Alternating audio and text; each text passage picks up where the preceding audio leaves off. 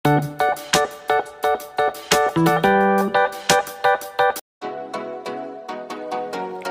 assalamualaikum. Kembali lagi di channel saya, Mulia Edawati. Jangan lupa like, comment, share, and subscribe ya. Terima kasih. Halo anak-anak, bagaimana kabar kalian hari ini? Semoga kita semua sehat dalam lindungan Allah Subhanahu wa Ta'ala ya. Sebelum kita mulai pelajaran, marilah kita berdoa dahulu sesuai agama dan kepercayaan masing-masing. Berdoa mulai. Selesai.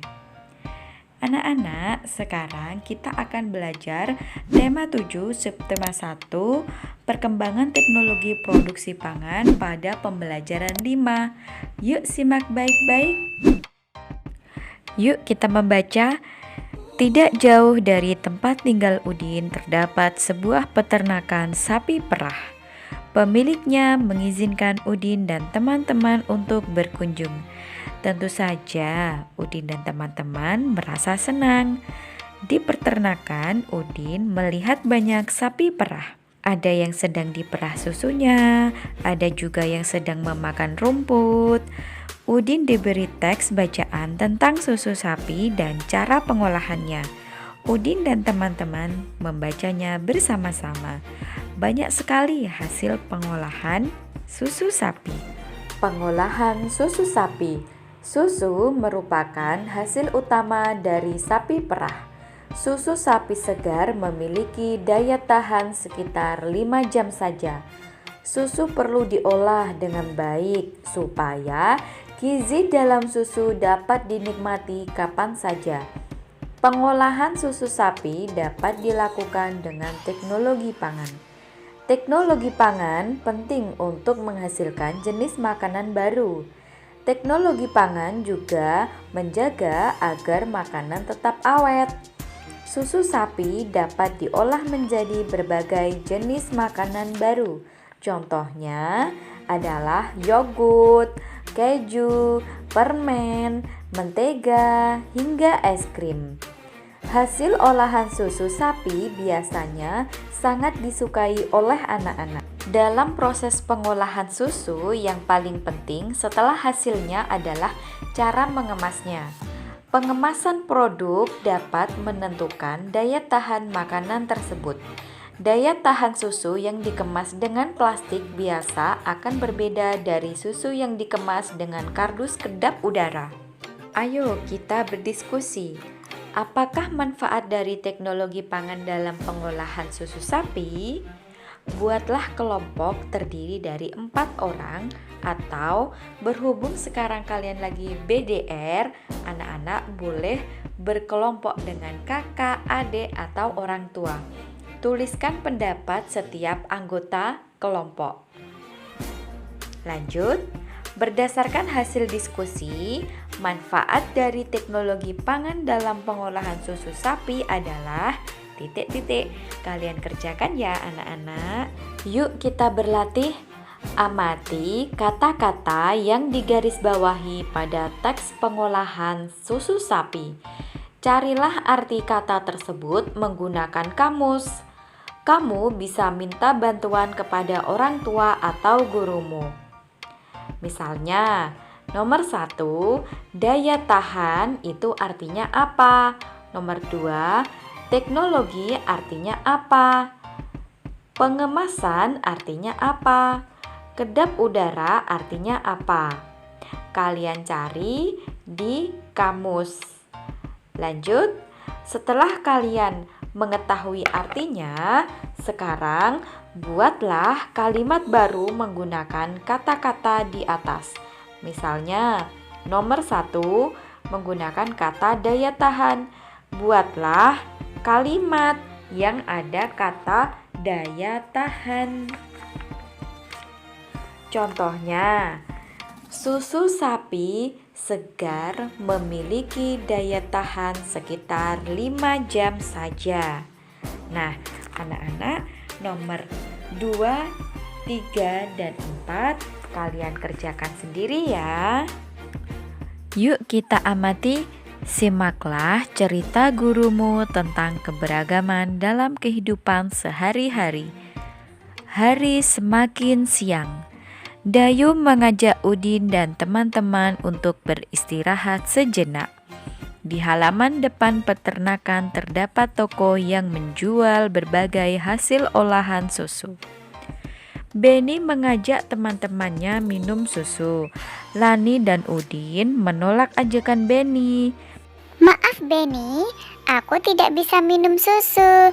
Aku alergi terhadap susu sapi. Aku sudah membawa air minum dari rumah, ujar Lani. Kalau aku lebih memilih minum yogurt, Benny, kata Udin. Setiap orang memiliki pilihan yang berbeda. Benny menghargai pilihan teman-temannya. Benny tidak marah walaupun ajakannya ditolak. Dapatkah kamu jelaskan pentingnya memahami keberagaman dalam kehidupan sehari-hari? Setiap individu memiliki kebiasaan dan kesukaan yang berbeda-beda. Sifat dan ciri setiap individu juga amat beragam. Beragam artinya bermacam-macam. Dengan memahami keberagaman atau macam-macam sifat dan ciri-ciri setiap individu, sifat tenggang rasa dalam diri kita akan terasah. Tenggang rasa artinya kita dapat menghargai perasaan orang lain. Buatlah kelompok yang terdiri atas 5 orang. Diskusikan sebuah cerita tentang teman satu kelompok yang memiliki sifat bermacam-macam. Berhubung kalian BDR, kalian berkelompok dengan kakak atau adik atau orang tua. Kemudian diskusikan bagaimana sikap yang harus kita ambil dalam menghadapi perbedaan. Tuliskan hasil diskusimu. Lanjut, perankan cerita yang telah kamu buat bersama orang tuamu atau keluargamu. Yuk kita amati volume benda. Setelah bermain peran, Benny merasa haus. Dia ingin membeli susu. Benny melihat susu disimpan dalam berbagai macam kemasan. Nah, di sini ada kemasan A itu lebih tinggi, yang B lebih pendek, yang C itu lebih ramping. Nah, kemasan A diisi dengan susu yang terdapat dalam kemasan B. Volume kemasan A adalah sama dengan 2 kemasan B. Kemudian kemasan A diisi dengan air yang terdapat dalam kemasan C. Volume kemasan A sama dengan 4 kemasan C. Maka volume kemasan A, B, dan C berbeda. Kemasan susu merupakan satuan volume tidak baku. Berhubung sekarang lagi BDR, anak-anak membuat kelompok bersama anggota keluarga, lakukan percobaan mengukur volume. Ikuti langkah berikut. Pertama, kumpulkan botol minum dari setiap anggota keluarga. 2. Siapkan alat ukur berupa gelas plastik berukuran sama. 3. Ukur volume dari air minum di setiap botol minum. 4. Tunjukkan volume air dari setiap botol dengan mewarnai batas air seperti pada gambar berikut.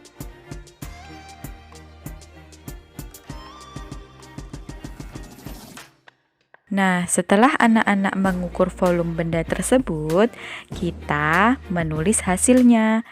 Botol minum milik titik-titik memiliki volume paling banyak. Nomor 6, botol minum milik titik-titik memiliki volume paling sedikit. Coba ukur volume benda lainnya yang terdapat di sekitarmu. Jelaskan cara mengukur volume benda tersebut kepada guru atau teman-temanmu. Yuk kita berlatih. Amati gambar berikut. Lingkari gambar yang memiliki volume lebih banyak. Galon atau botol atau gelas. Lanjut. Mengurutkan volume benda cair. Amati gambar berikut. Itu ada nomor 1, 2, dan 3. Urutkan kotak susu di atas mulai dari kotak yang bervolume paling sedikit hingga kotak yang bervolume paling banyak. Lanjut, soal yang kedua. Urutkan mulai dari gelas yang memiliki volume paling banyak hingga volume yang paling sedikit. Anak-anak, semangat mengerjakan ya. Anak-anak, sampai di sini dulu ya kita belajar. Lain waktu kita berjumpa lagi. Pesan Bu Ida selalu menjaga kesehatan dengan cara mentaati protokol kesehatan. Kita akhiri pembelajaran kali ini dengan berdoa sesuai agama dan kepercayaan masing-masing. Berdoa mulai. Selesai. Ikuti channel YouTube Mulia Idawati. Jangan lupa like, share, komen, dan subscribe ya, agar anak-anak tidak ketinggalan materi-materi menarik selanjutnya. Wassalamualaikum warahmatullahi wabarakatuh. Thank you.